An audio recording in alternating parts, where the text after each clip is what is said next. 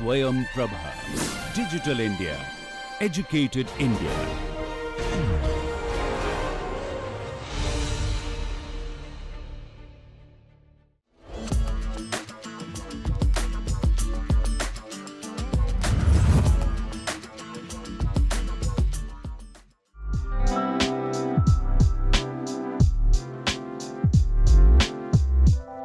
In this edition of SIH Winning Idea series, we bring you a conversation with the innovators behind an AI-driven solution that introduces laser-based QR code markings on track fittings. How would this system work in the demanding environments of railway operations?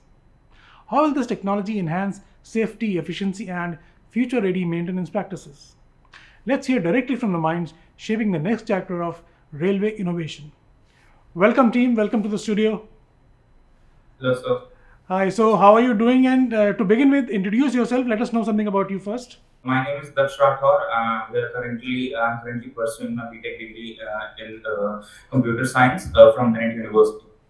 Sir, I'm Vijay Kumar. I'm from Bennett University. Sir, I'm Anand Singh. I am pursuing BTech in Electronics and Communication in Bennett University. Myself, Utkarsh Singh. I am pursuing BTech in CSE from Bennett University. Great, good to have you all here today. So let's begin, talking about your project now, the winning project at SIH 2025. So let's get to understand the problem statement of yours. What exactly was the problem that you worked upon? Sir, actually what happened was railway has many type of parts, lines, liners, sleepers and all that. So they didn't have any proper tracking system of that. And because they didn't have any proper tracking system of that, it was very inefficient and unoptimized. So what they asked us to do is that we develop a system in which we engrave QRs on each and every part so that it can be tracked properly. The QR code scanning and data set of all the parts that are already manufactured and their expiry date and their vendor types, and every data is there with the ministry, and they can also scan the QR and track them and update their status. How grave was this problem? Were they having major difficulties or inconveniences in their operations because of lack of it, or was there some kind of a system in place already? Sir, there was a certain level of problem, not properly, very much, very difficult to handle, and not also like too easy to be ignored.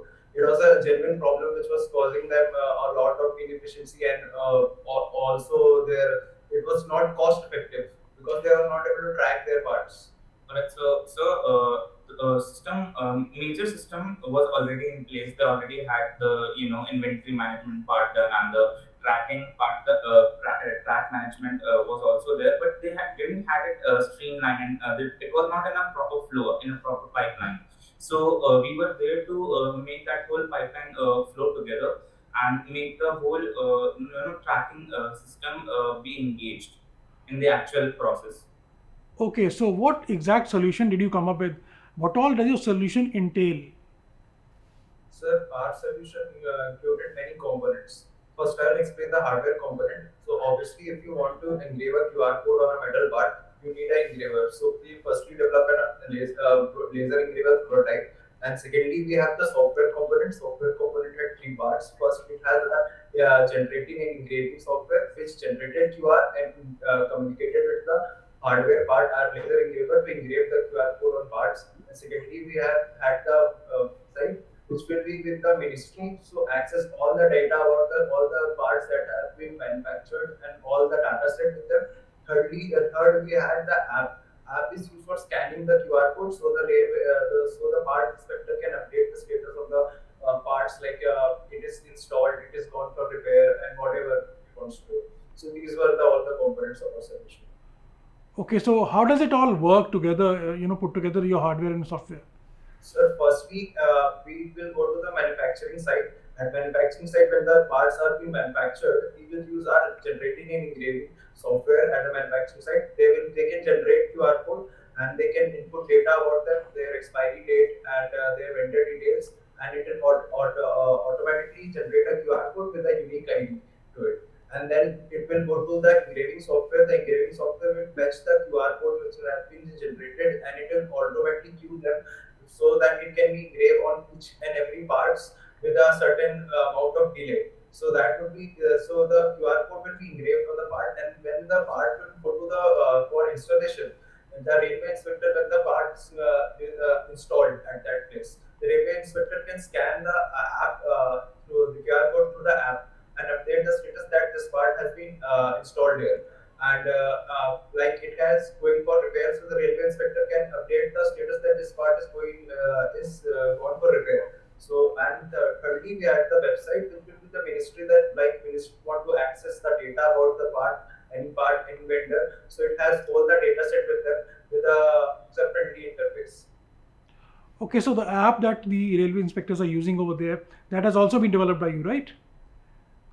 Yes, sir. Okay, so how does that app work? What kind of integration have you had there in terms of your hardware that you've created, the QR codes and the app? How does it function? Just let us understand the complete flow of it. Okay, so the complete flow or the mobile app, right? Yeah. Alright, so what happens is first of all in the mobile app we have like given authority of different team structures in the railway organization, so that if it's the installation team, so they'll be installing the components, or if it's the maintenance team or the inspection drive team, so they all have different sections for themselves. Secondly, what happens is like for any section, let's say the installation team, when the components arrive and they have to install it, they just simply install it and scan the QR component of those. Just simply scan the QR components and the status gets updated in the database. What happens is it goes into the database and says that the component is installed. Now further on, what happens is after the installation has happened, now what will happen is like the maintenance team or inspection drive team will come and they will check for any miscarriages or whatever you can say any broken pieces, anything like that, and they just scan the components QR and they update the status that this component has been broken, damaged, or whatever.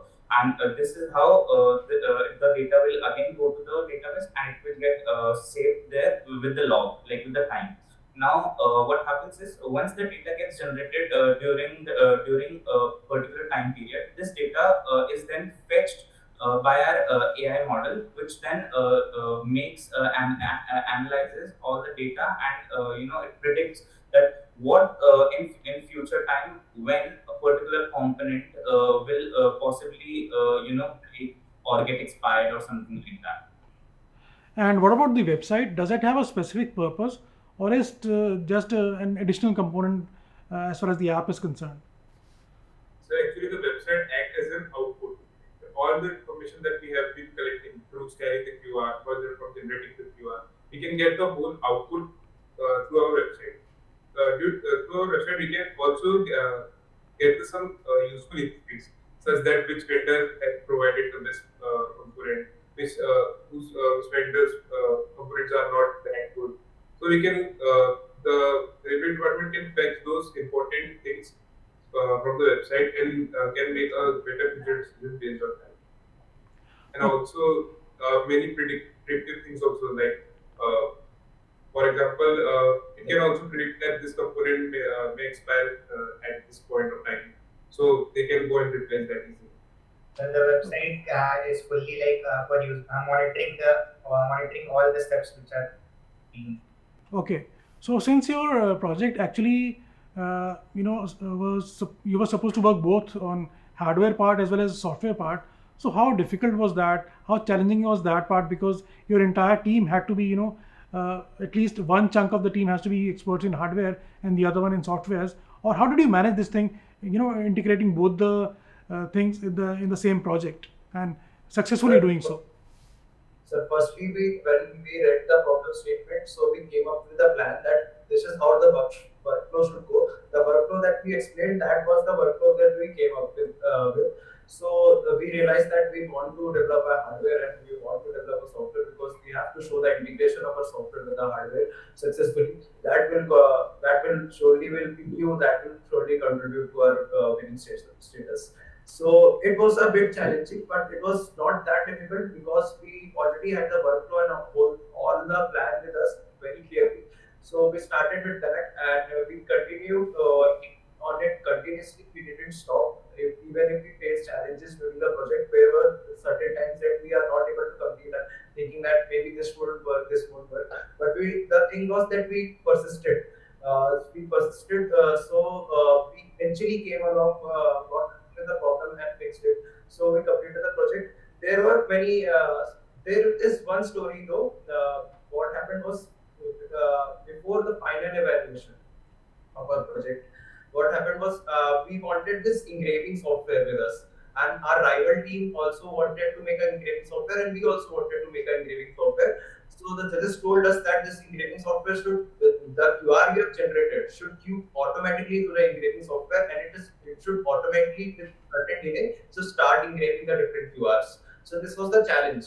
So we started working on that, and I'm from electronics background, so I was working on the hardware, and my rest of the team from CS background, so they were working on other components of other software. So they started working on software part, and what happened was it has certain technical limitations, so it didn't work that very well, and I've gone to sleep. And when I came back, our machine has like fused because they developed it through a certain approach. It was not that efficient. So our machine has fused before the final round. So we got around the college asking for that part which got used, and we eventually got it. And then I, with the CS, with my computer science team, I sat with them, and we got a very good approach that we can use a open source software and reverse engineer it. So we could have a very optimized software at the end, because the open source software has many things figured out already. So we developed that, and we successfully developed that, and it was better than our expectations, and the judges also liked it. So that part also contributed to our winning status very much.